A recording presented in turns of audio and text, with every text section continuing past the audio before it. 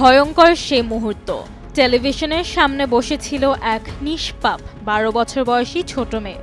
বাইরে তখন উত্তাল কেনিয়া, চলছিল সরকার বিরোধী বিক্ষোভ। কিন্তু কেউ ভাবতেও পারেনি সেই বিক্ষোভের গুলি ছাদভেদ করে ঢুকে পড়বে তাদের ছোট্ট ঘরে, কেড়ে নেবে পরিবারের প্রথম সন্তানকে।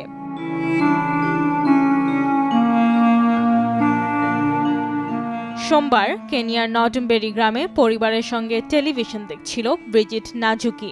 হঠাৎ ছাদ ফুঁড়ে আসে একটি গুলি, সোজা মাথায় আঘাত করে তাকে। চোখের সামনে ধসে পড়ল মেয়েটি। পরিবারের চিৎকারে কেঁপে উঠল ছোট্ট সেই ঘর। পরিবার তড়িঘড়ি করে হাসপাতালে নিয়ে যায় ব্রিজিটকে, কিন্তু চিকিৎসকরা জানান সব শেষ। গত জুন থেকে কেনিয়ায় চলছে সরকার বিরোধী আন্দোলন, যার নেতৃত্ব দিচ্ছে দেশের তরুণ প্রজন্ম। তাদের অভিযোগ, দ্রব্যমূল্যের অস্বাভাবিক ঊর্ধ্বগতি, কর বৃদ্ধির চাপ, দিন দিন বাড়তে থাকা জনঋণ আর পুলিশের সীমাহীন বর্বরতা। কেনিয়া জাতীয় মানবাধিকার কমিশনের তথ্যানুযায়ী এই আন্দোলনে এখন পর্যন্ত 70 জন নিহত হয়েছেন, আহত হয়েছেন শত শত মানুষ।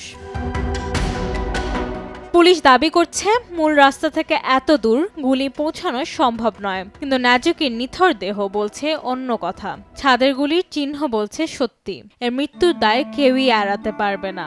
নাজুকি ছিলেন পরিবারের বড় সন্তান, অত্যন্ত মেধাবী, স্বপ্নে ভরা চোখ।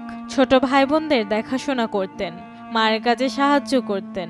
সবার প্রিয়, সবার গর্ব ছিল সে।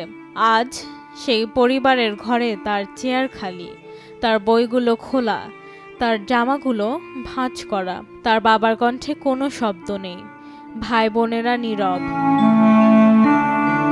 আমরা হয়তো শুধু একটি সংবাদ শোনাচ্ছি, কিন্তু কোনো বাবার জন্য, কোনো মায়ের জন্য এই সংবাদই পুরো পৃথিবী। এর মৃত্যু শুধু একটি সংখ্যা নয়, এর মৃত্যু একটি পৃথিবীর মৃত্যু। আর রাবিদ, সময় সংবাদ।